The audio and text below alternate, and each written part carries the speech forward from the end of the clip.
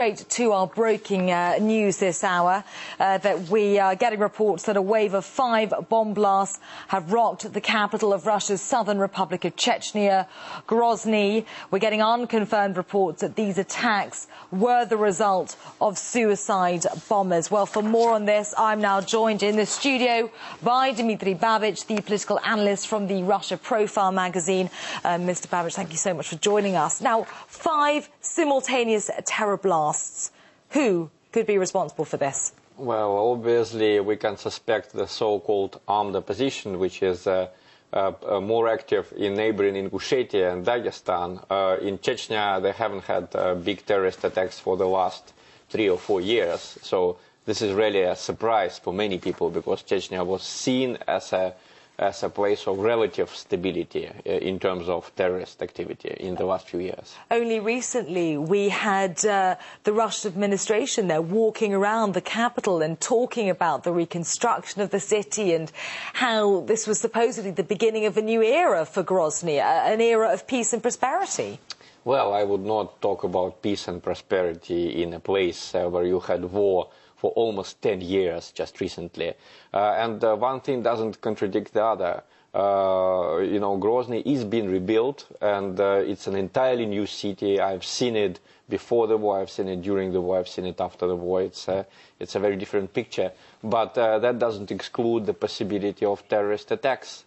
Now, let's talk about the timing of all this. You talked about the long history, the unstable history that Grozny has, and indeed the entire region has. But does this mean that Chechnya is not a stable country within an unstable region? Only recently, a few days ago, we had another blast in Ingushetia, the neighbouring region. Yes, and I don't think anyone can talk about stability in Chechnya, because we have killings there. You know, several human rights activists were killed in the last few weeks, basically. And certainly, you know, when you talk about stability in Chechnya, you can only talk in relative terms. There is no war in this place. There was a war there for many years. So it's a relative success.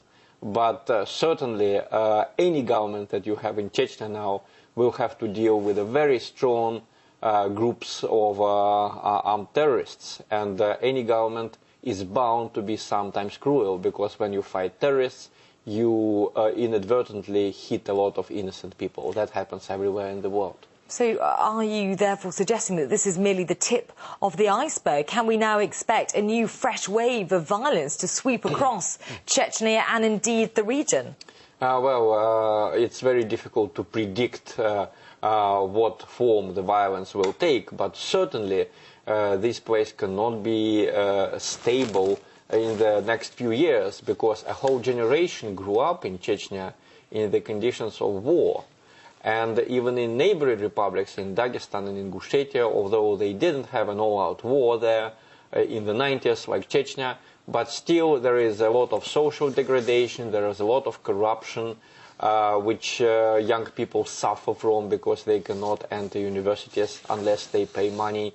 A lot of people are fond of most primitive, simplified versions of Islam, sometimes violent forms of Muslim fundamentalism. So obviously, it's laughable to talk about stability in this place in the European sense. We can only have relative stability there.